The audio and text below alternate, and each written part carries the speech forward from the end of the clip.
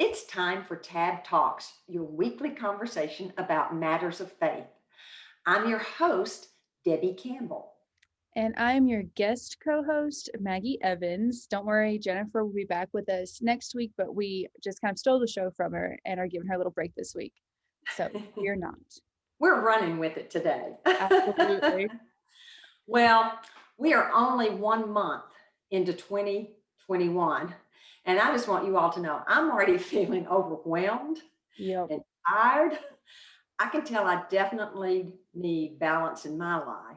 How about you, Maggie? Oh, tons, tons. So I'm really thankful that we have the guest here today that we do. Debbie, do you want to introduce her? Yes, we have joining us today Dr. Saundra Dalton-Smith, and you go by Dr. Saundra, right? I do. Okay. And she is board certified internal medicine doctor who lives right here in Birmingham area. She has 20 years of clinical practice. And she is the author of a recent book too. And I'm really interested in this book. Oh, yeah. Sacred Rest. Recover your life, renew your energy, restore your sanity.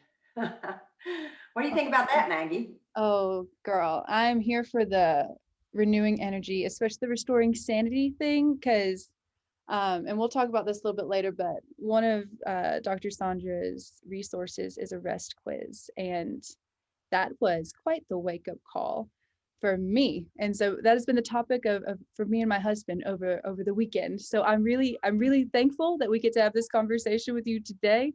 And my husband is also very thankful for it as well.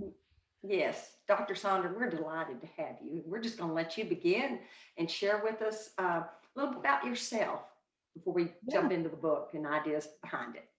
Absolutely. Well, as you mentioned, I'm an internal medicine physician. I practice right outside of Birmingham, actually about an hour outside of Birmingham near Anniston, Alabama. And I have two boys that are teenagers, married to my husband for the past 20 years, and got to a point in my life where I just burned out. Medicine is a very stressful career, so there's not a lot of downtime. And it really hit around the time my sons were toddlers. So they were very demanding. They had a lot of different things going on, and my work life was also very demanding. And you mentioned the word balance at the time. That's what I was seeking too. I wanted some type of balance. And over the past years, I've come to realize that balance probably isn't the right term to use, but I needed to learn how to integrate my work and home life in a way where there was a grace to it, where there was an ebb and a flow, and I didn't always feel like I was being kind of pulled in two separate directions. Yeah. Oh So man. you definitely can help us because not only do you have a career, but you have a family and active boys, I can imagine. So yeah. Absolutely. And you talked about integration. Kind of what does when you were kind of coming up with like not balance but integration, where do you see that being different? Well, I think balance, when we talk about balance, we're thinking about we're going to have something on one side and something on another side. It's like the scales. And so do I want my family here and my work here where they're separate and I'm trying to figure out which one gets more of me? And I didn't, because in medicine, my patients need all of me when I'm in the moment with them, and whether it's the ER, the ICU, or the office. And my sons also need all of me when I'm with them. So I needed them not to be at odds with each other, but to have a way where I could do both and not feel burned out when I left one and went going to the other, where both of them got parts of me that were able to give them what they needed in the moment. And so it had to have a harmony to it, some type of way that they move together in harmony with each other so that I didn't get pulled apart in the process. Oh man. Yeah. Well, do you think that work has a big demand on people not being able to understand balance? I think what happens oftentimes is we start looking at work as if it's more important at times.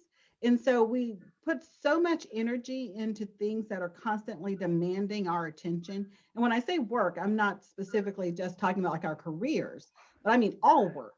Whenever we're doing activities that are productive, sometimes we feel like those are way more important than the activities we do to actually restore ourselves. And I think that's when it gets dangerous, because what ends up happening is you keep pouring and pouring until you get to a point where you're feeling rather empty. You're feeling overwhelmed and exhausted and drained. And unfortunately, when many of us get there, we don't actually stop long enough to evaluate what's the problem. We just keep trying to pour from our emptiness. And I feel like that's the society we live in. We live in a world where most of us are constantly pouring from our emptiness. And then we wonder why we're not happy with our careers, or why marriages are falling apart and couples feel like they don't know each other anymore, or where parents feel like they don't know their kids anymore. It's because we're not actually taking time to restore those relationships in those places where we're pouring out so much. Yeah. Wow. That hits so close to home for me, because I'm very much, I separate a lot of, when we're talking about like the balance versus the integration. I tend to try and find balance, and then I'm like, everything's off balance, it's all terrible, I'm doing a terrible job, and then I sink into a nice little pit of despair that I have to Mhm. climb myself out of. And I have a friend at church who talks about like not living with like shame and guilt all the time, and you know just acknowledging kind of where you are and working from your rest. And I'm like, this sounds so great, how do I get there? So like, kind of how can you kind of tell us a little bit about how you got from realizing this big gap for you, and needing to work from your rest, needing to have a more integrated life so you can be 100% where you are? Can you tell us kind of your journey for that? Absolutely. It started in the Word. Actually, it started with the Bible. I felt like I'd gotten to a point in my life where I had spent so much time building up for this career that now I really wasn't enjoying. And I felt like this was the career and this was the calling that God had kind of directed me to be in medicine.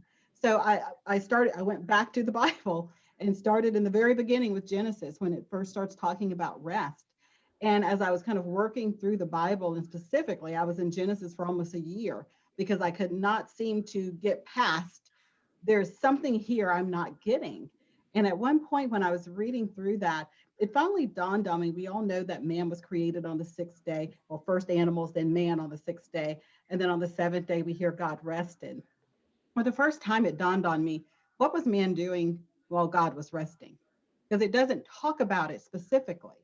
But then from there, it doesn't actually mention man doing any work, any of the things that God had initially spoken about them and over their lives, until the next chapter.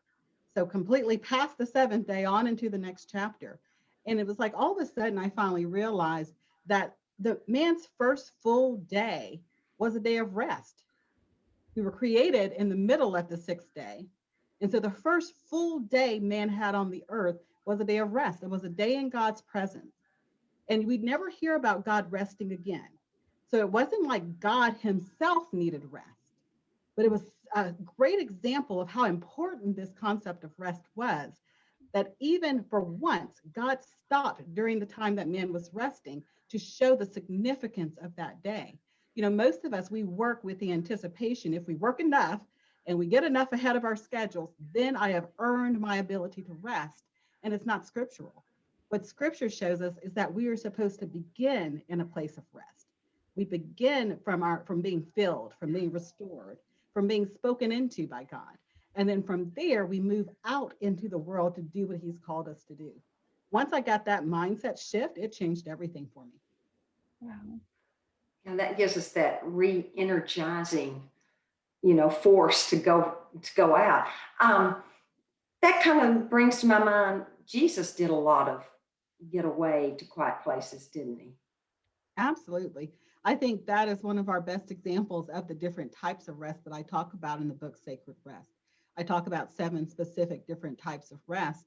And in the second half of the book, the entire second half of the book is about the scriptural, or the spiritual, I should say, applications of that. And the very first one, I talk about boundaries, as how it relates to Jesus, how he had boundaries in all of these 7 areas. And that include breaking away. We see times where he healed people, and then we see times where he went about his way to go into the mountains to pray. There were still people to be healed, but he understood that the man part of himself needed to be continually restored, just as all of us do. Yeah. Man, and you mentioned boundaries. Like that's something that's just like a real struggle in my life. Like, and seeing, and you mentioned, Jesus does this. He shows us how to rest. He shows us how to have boundaries and how to pour out.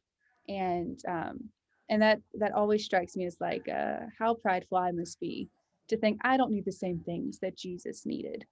And if I'm just running and running, that's just such a point of pride for me. And it's just that's very convicting. So you're just taking me to church right now. Appreciate it. I Um, think many of us feel that way, though. I mean, honestly, because that was my problem as well. I yeah. felt like, I can do this. I can keep up with my schedule. I can do all of these things. I'm a woman. I can get all of this done and, have a happy home and keep the kitchen clean and cook Mhm. dinner. So, there is that sense of pride that I think really keeps us in that place of burnout sometimes. That we feel like, that we should have this shame or guilt if we have dishes left in the sink at the end of the day and we opt to go lay down for a moment, or we opt to do something with our family instead of getting the kitchen counters cleaned off. I think it's important that we do kind of get back to an understanding of just how important rest is for us to be able to stay at our best. I think for many of us, we are functioning out of a level that's much less than what God has for us, and it's just because we won't remember the Sabbath. We refuse to allow ourselves to accept that invitation for rest.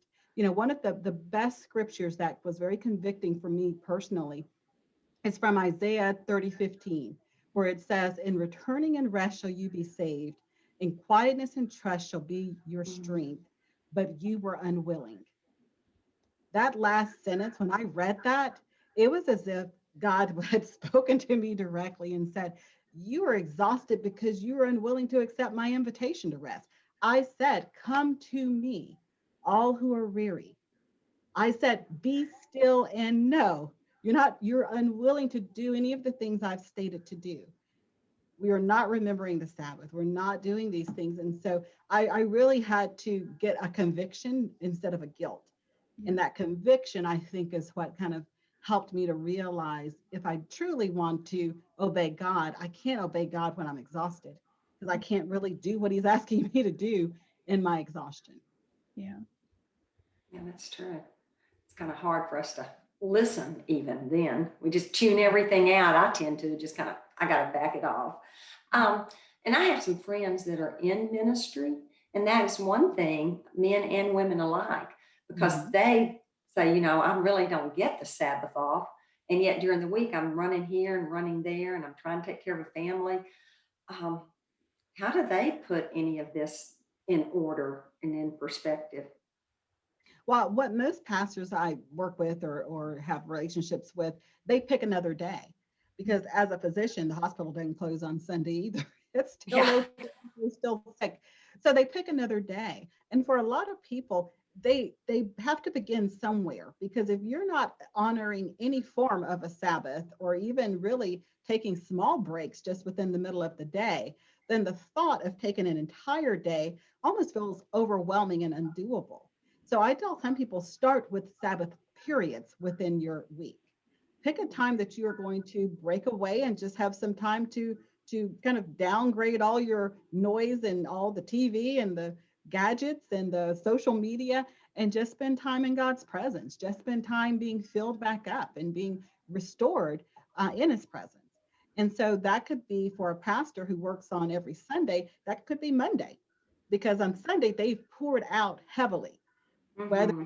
mentally where they're having to share a word and to teach, or socially where they are having to deal with the emotions and the all the different things of dealing with different people, or if it's spiritually just pouring out, if depending on how very raw and real they are in their sharing, could be really emotional to share something very private with a group of a couple of hundred or thousand people. And so I think it's important for many people in ministry to have that period of time where they get poured back into. Otherwise they're going to burn out. I think it's the reason there's so many people in ministry who love the Lord, love people, know they're called, and can't complete their calling and what God's asked them to do because of the fatigue and the exhaustion, or the mental health aspects of that even. Absolutely. I feel like I've seen that a lot. Lots of like just a ton of burnout cycles. And Debbie, I'm sure you've seen it a ton as well. Because Debbie is married to a music minister. My father is a pastor, and I feel like we're both just kind of like spectators on like the ministry scale, of life. And then we work at the Alabama Baptist, and so we hear lots of stories of great things that God is doing, but also things that are hard within ministry, and that's just kind of a lot to take. And so with fighting against and I say fighting against burnout, that is not exactly what I mean prioritizing rest to prevent burnout. Mhm. Is there a way that you kind of you've seen pastors do that really well, like when they say, okay, I'm going to take Monday, what does that look like for them? Well, this is the thing, because one of the quiz that I have people take when they're first trying to evaluate the type of rest that they're deficient in, available for free at restquiz.com. When I oftentimes have pastors take it, it's amazing to many of them that the two areas that they tend to be the most deficient in are ones they would not have thought about. Uh-huh. Like the spiritual rest part will be deficient. And they'll be like, how can that be? I'm studying God's word all the time. But when I talk about spiritual rest, I'm not talking about Bible study or reading a devotional or any of that. I'm talking about relationship. I'm talking about simply being still and in relationship with God, not going to God for the next message or a new revelation or answers to prayer, not putting a demand on the relationship to produce something, because that's why most of us are exhausted already. We're constantly in production mode, but it's coming to God just as they did in the beginning. I just want intimacy with you. And it's amazing how many pastors in those moments, I mean, tears start falling sometimes in those moments, because they're like, you're right. I come to God as a business partner in what we're doing, but I don't come to him as the lover of my soul often. And so I think that's a huge distinction, because that's where a lot of the feeling comes from, to be able to stay passionate about that relationship. And then the other area that many of them are unaware that they're deficient in is emotional rest. And a lack of emotional rest can very quickly lead to depression, anxiety, and suicidal thoughts, and all that comes with that. And one of the things I'm often sharing with them is just how even Jesus modeled what emotional rest should look like. Because pastors, just like Jesus, oftentimes are surrounded by the multitudes. Everybody wants a piece of the pastor. You're sick in the hospital, you want the pastor to show up. Great if anybody else shows up, but really you want the pastor to show up at that bedside. So everybody wants a piece of the pastor, just like everybody wanted a touch from Jesus. So you see the multitude that he's kind of interacting with, and that's the same with every minister. And then with Jesus's life, we see he then segments out to the 12. These were the people who were in a little tighter inner circle, who knew a little bit more about him. He was able to eat with them and kind of be a little bit more relaxed, so to speak, around them. So there's a bit of increased authenticity because of the closeness of the relationship. Not to imply that Jesus at any point was inauthentic, but most of us have times when we are inauthentic. Absolutely. And then we see Jesus in those situations like on the Mount of Transfiguration, where it's just the three, and they get revealed a much deeper level of who he is. This is my son in who I am well pleased. So we get this much deeper view of who Jesus is that the other 12 did not get. So I'm often asking, Pastor, who are the three or the one even person in your life who truly knows the depth of you, who you can say, I'm not okay. I've buried 5 of my people from COVID over the past month, and it is hitting me hard. It's hard to keep my faith intact in this type of situation. Who are the people that you can say when you're anxious or you're depressed or you're scared or you're unsure? You have to have some people who you can actually get to the core of your truth and what you're feeling, and be kind of authentic to the extreme, Yeah. where you're not prettying up your emotions to try to make them more digestible for other people, but you're able to just share the truth of where you're at. And that could be a trusted friend, that could be someone you pay, a therapist, a counselor, but everybody needs those people in their life. And Jesus even showed us Yeah. Let's talk about your book for a few minutes. I think there's some interesting things that we'll find in there, and just how did this idea of this book, Sacred Rest, recover your life, renew your energy, restore your sanity. How did you come up with this idea, and what led you to come up with the 7 types of rest in your book? Well, when I burned out myself, it was really a journey. The book was my journey from the burnout situation to getting to a place of feeling whole again. And when I started back in Genesis and started kind of working through the Bible, looking at examples of other tired people and what was done during those periods for them to get restored, that's when it really, the thought of sacred rest came to mind, because I have always put rest kind of as this extra thing, kind of like the book on the shelf where I'll get to it if I have time. And I never Mm. gave it any importance. I never gave it any significance. I always felt like the work was more important than the rest. And so I had to really get back to an understanding that the rest is sacred. It's sacred to God. He would not have stopped an entire day for it if it was not something that was important to him. And I needed it to become important to me again, not an afterthought when I found time, but something that I prioritize within my time because of the value of what it does in my life. And so the 7 types of rest came from looking at both the science and at the biblical aspects of what rest looks like, and the different places in our life where we are constantly pouring out and need to be refilled in. Yeah. So just to, I'll say the 7 types, because I did take the rest quiz that is free at restquiz.com, and I'm not proud of my results. So we have physical, mental, emotional, spiritual, social, sensory, and creative.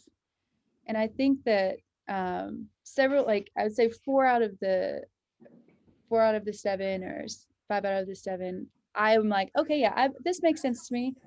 Like the physical and the mental, the emotional, which is the one I'm the worst at apparently, or the one I need the most rest in, not the worst at. So we're trying to retrain from the guilt and shame. Um, but tell me about the sensory rest and creative rest. What are those? Sensory rest has to do with downgrading just some of the sensory input in our lives. Most of us are having excessive sensory inputs and aren't even aware of it.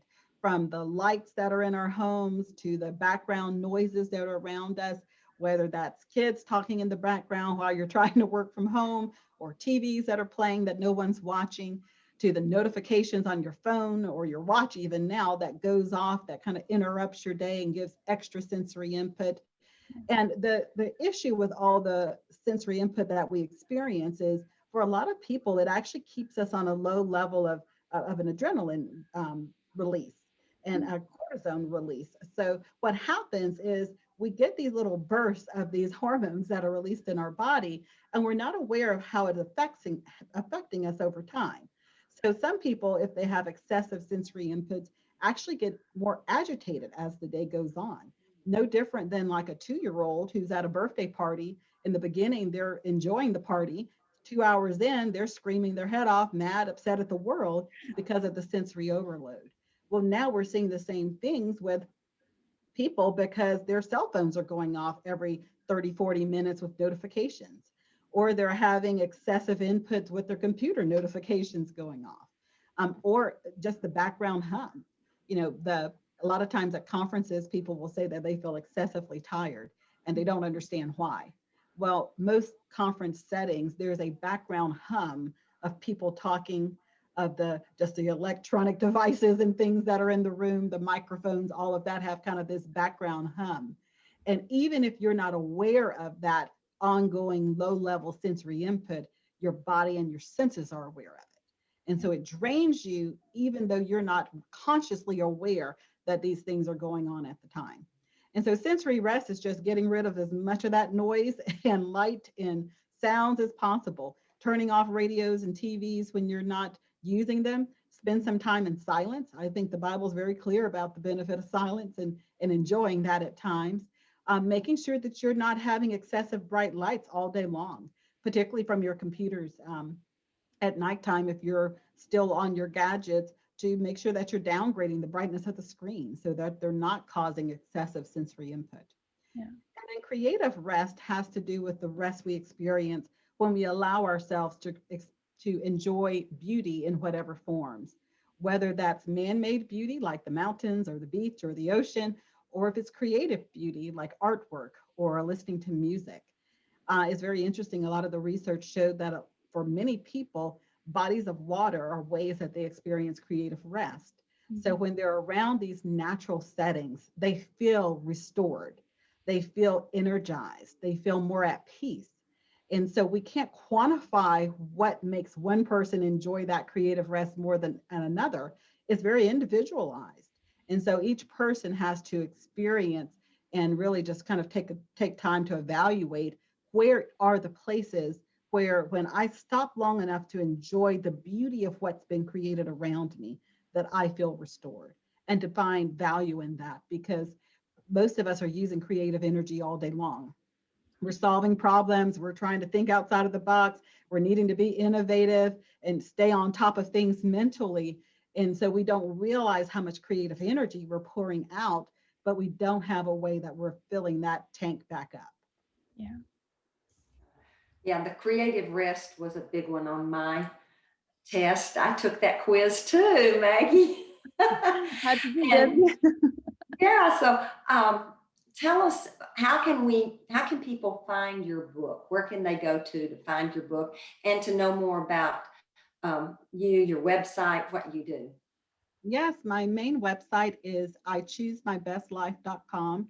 And from there, there's links to the book Sacred Rest, as well as there's links at the top of the page to the rest quiz. Okay, and the book can be found at your website or anywhere else? Is there any Yes, other? the Okay, books are everywhere books are sold. So Amazon, Barnes and Nobles, christianbooks.com, it's everywhere books are sold. okay. Well, Dr. Saundra, we're so glad you were with us today. And again, if anyone is looking for sacred rest, knowing how to recover your life and renew your energy, definitely restore your sanity, you would want to get this book. And would you tell us again the website? Where can we find that? Yes, it's ichoosemybestlife.com. Great. You've been listening to TAD Talks with Dr. Saundra Dalton-Smith today, and join us next week as we have another TAD Talks.